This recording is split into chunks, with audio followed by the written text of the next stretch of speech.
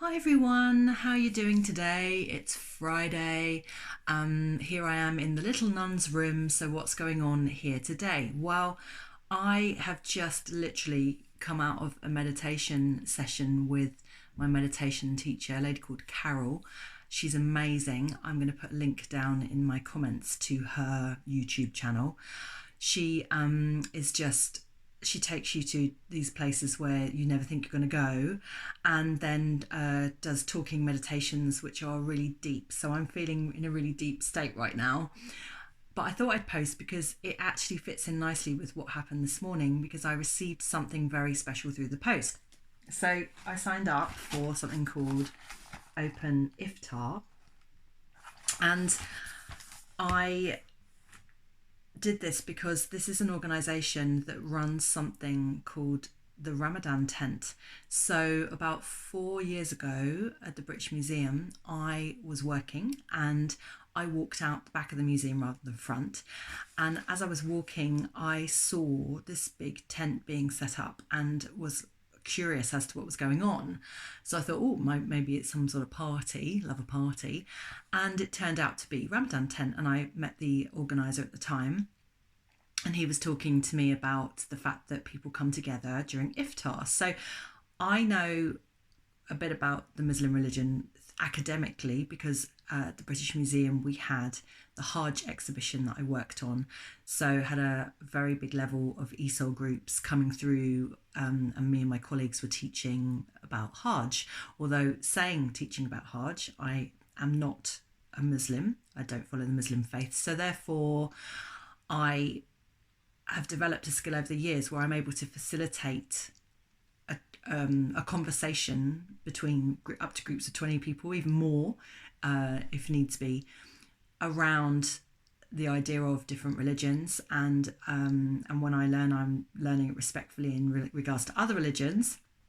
And it's now one of my favourite things to be part of, because of the cultural awareness and learning that it brings to me and to others. So during this exhibition, there's all sorts of things in the galleries. They had a costume, not costume. It's not a costume. An outfit. It would automatically seems to become a costume once it's behind glass, but an outfit that a modern pilgrim who went on Hajj, goes on Hajj. I'm not even explaining Hajj right now, but this is a pilgrimage that if you're a Muslim that you're supposed to do once in your lifetime. So you go to Mecca in Saudi Arabia, and you go on this personal journey. And it does say that if you can afford to do this, because it is actually quite an expensive thing to do. So this exhibition was incredible. Like I said, there's an outfit that people would wear during Hajj. There was links to Lawrence of Arabia. There was a history of Saudi Arabia itself. There was a fantastic sign that showed a point near Mecca where, unless you're a Muslim, you cannot go any further to this point. So Muslims, non-Muslims. And we had a sign in the British Museum which was there, and I actually did an exercise where I was saying that if people could stand in whatever part they were, whatever part represented them. And at one point there was me stood in the non-Muslim section under the sign, and everyone else was stood in the Muslim section, and we and it did provoke a lot of laughter. It's like pointing at me, because I'm the one talking about it. But like I said, I have a certain facilitation style that allows conversation, and most conversation of other people, funnily enough, because as you can hear on this, I like to talk, but opening up of people to feel safe enough to be able to talk about it. So I'm at this Open Iftar event. I've never been invited to Iftar. I've appeared on the Islam channel talking about my work with refugees. I've appeared on the Urban Cube, which is a Luton program in Luton, which is all about Islam, Muslim faith. I've appeared on those two things, but I've never been invited to Iftar, which is breaking fast, which happens after sunset, and it's a beautiful well, from what I knew at this point, what I'd read about, it's a beautiful ceremony where everyone comes together and eats together after the day of fasting, of not eating anything, not drinking anything.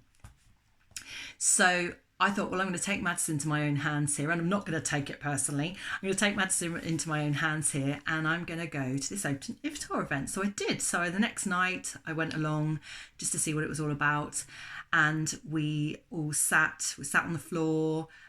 It was grass, but they had rolls of paper down.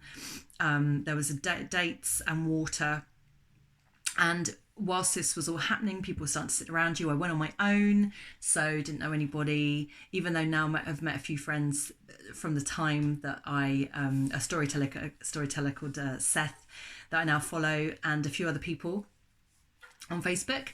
And someone does a lovely talk at the beginning to introduce it, and then there's prayers if people want to pray, and then everyone sits together, and then they break fast, and they provide this beautiful food. One of my someone I know and have met, Asma Khan, she's a very well-known chef. She's on Netflix talking about her work. I met her prior to when she was doing her supper clubs many years ago.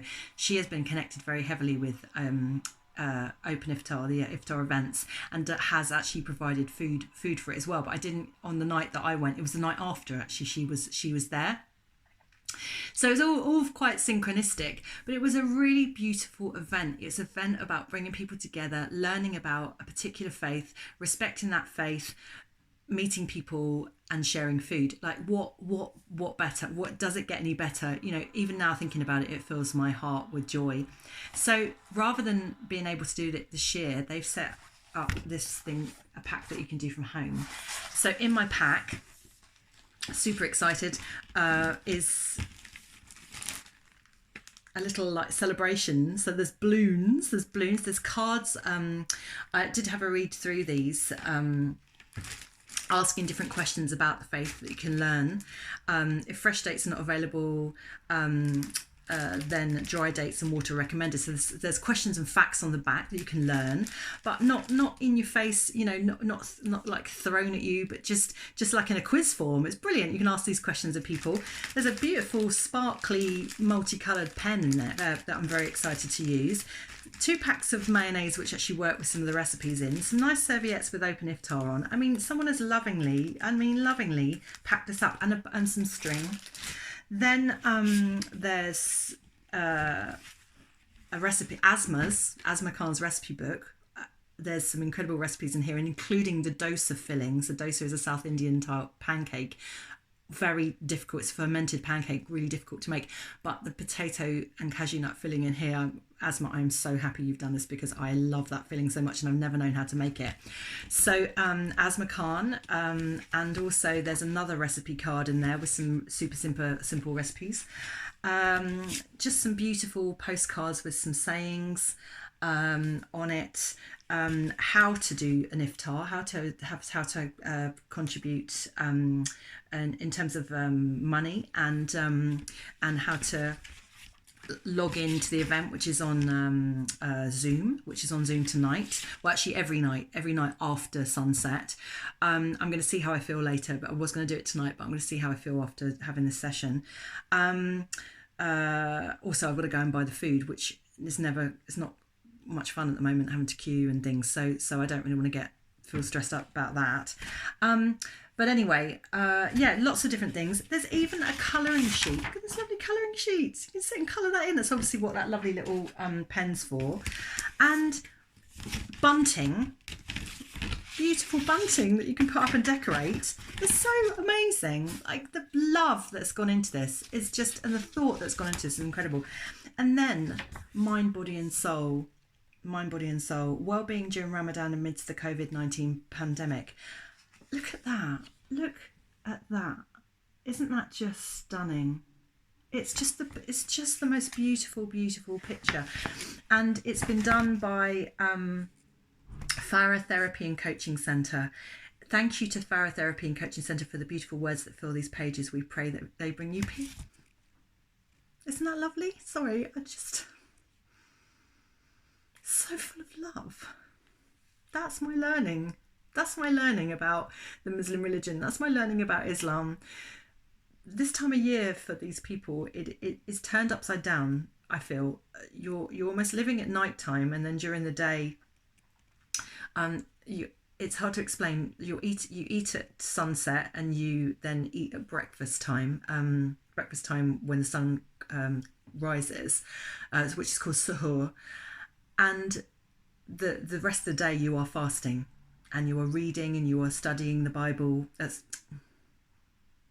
the Quran. Sorry, it's coming from my heart here, and you are living a month where you're really thinking about your faith and you're really thinking about people. And it's, for me, it's such a magical time. It feels magical. Even though I'm not Muslim, I do have a lot of Muslim neighbours. Here. I've even been to Tesco's during Eid, which I didn't realise it was Eid, and wondered, why is everyone dressed up today? I mean, dressed up to the nines, looking like beautiful gold in our local Tesco's. Gorgeous things. And I'm like wearing probably what I'm wearing now, like something really dour. And then I'm like, right, it's Eid today. It's such a special time of year. Where in the world right now do people take a month out of the year to look into themselves and fully connect with themselves and what they do and give charity? And I just feel very lucky that I'm able to understand academically the religion, and also have experienced the iftar event, and enough to the point where I want to do one myself.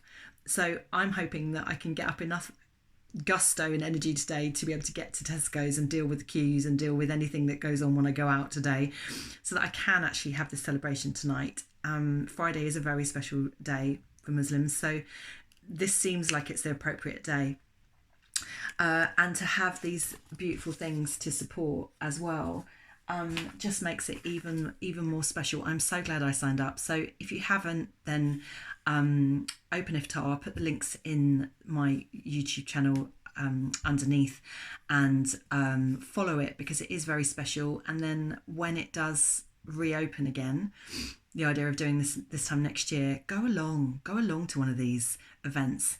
It really is so gorgeous. It's such a brilliant, clever, connected idea, especially if you want to just try something different to eat.